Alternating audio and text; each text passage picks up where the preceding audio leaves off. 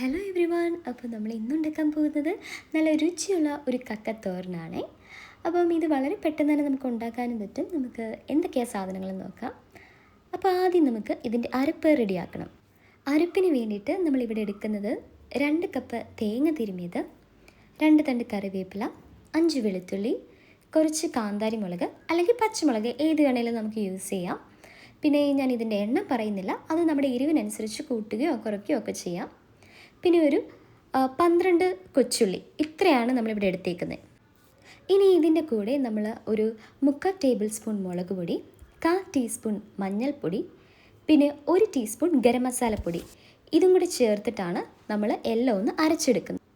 പിന്നെ അരയ്ക്കുമ്പം നമ്മൾ ശ്രദ്ധിക്കേണ്ട ഒരു കാര്യം, ഒത്തിരി അങ്ങ് അരഞ്ഞു പോകണ്ട, ജസ്റ്റ് ഒന്ന് ക്രഷ് ചെയ്തെടുത്താൽ മതി.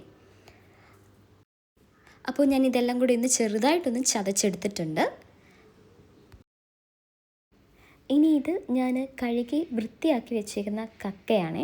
ഇതൊരു 1/2 കിലോ കക്കയുണ്ട്. അപ്പം ഇതിലേക്ക് നമുക്ക് നേരത്തെ അരച്ച് വെച്ച തേങ്ങയുടെ കൂട്ടും കൂടെ ഇട്ട് കൊടുക്കാം. ഇതിനകത്തും ഞാൻ എക്സ്ട്രാ 1 തണ്ട് കറിവേപ്പിലയും കൂടി ഇടുന്നുണ്ട്. ഇനി ഇതിലേക്ക് നമുക്ക് ഒരു 10 കൊച്ചുള്ളി അരിഞ്ഞത്, പിന്നെ അതേപോലെ ഒരു മീഡിയം സൈസ് ഇഞ്ചി അരിഞ്ഞതും കൂടി നമുക്ക് ഇട്ട് കൊടുക്കണം. നമ്മൾ നേരത്തെ ഓൾറെഡി കുറച്ച് കൊച്ചുള്ളി തേങ്ങയുടെ അരപ്പിൻ്റെ കൂടെ ചേർത്തായിരുന്നു. അതുകൂടാതാണ് വീണ്ടും ഈ ഒരു 10 കൊച്ചുള്ളി നമ്മൾ എടുക്കുന്നത്. അപ്പം ഈ ഒരു കൊച്ചുള്ളിയും ഇഞ്ചിയും കൂടെ നമ്മൾ കക്കയ്ക്കകത്തോട്ട് ഇട്ട് കൊടുക്കുകയാണ്. ഇനി ഇതിലേക്ക് നമ്മൾ ആവശ്യത്തിന് ഉപ്പാണ് ചേർക്കുന്നത്. ഉപ്പും കൂടി ചേർത്തതിന് ശേഷം നന്നായിട്ട് എല്ലാം കൂടി ഒന്ന് മിക്സ് ചെയ്ത് കൊടുക്കാം. തിരുമേണ്ട ആവശ്യമില്ല, ജസ്റ്റ് എല്ലായിടത്തും കൂടി എത്താൻ വേണ്ടിയിട്ട് നമ്മൾ കൈ കൊണ്ടൊന്ന് ചെറുതായിട്ടൊന്ന് മിക്സ് ചെയ്ത് കൊടുത്താൽ മതി.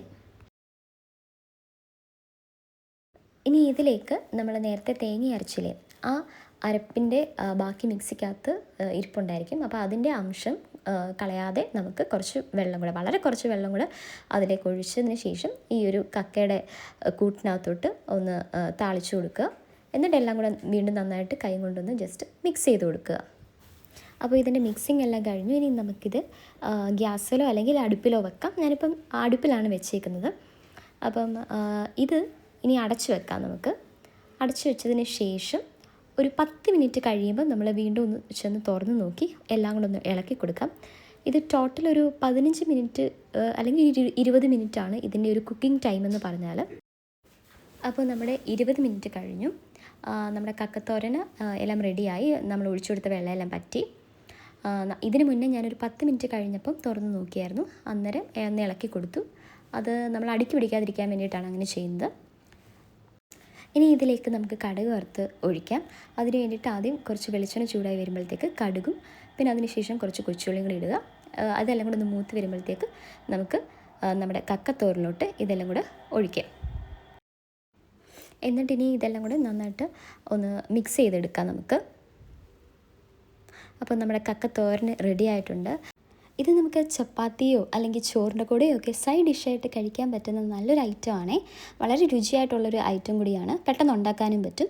അപ്പോൾ നിങ്ങളെല്ലാവരും ട്രൈ ചെയ്ത് നോക്കണം. ട്രൈ ചെയ്തിട്ട് ഇഷ്ടപ്പെട്ടെങ്കിൽ ലൈക്ക് ചെയ്യുക, പിന്നെ അതേപോലെ കമൻറ്റ് ചെയ്യുക. ആദ്യമായിട്ടാണ് ചാനൽ കാണുന്നതെങ്കിൽ ഒന്ന് സബ്സ്ക്രൈബ് കൂടെ ചെയ്തേക്കണേ.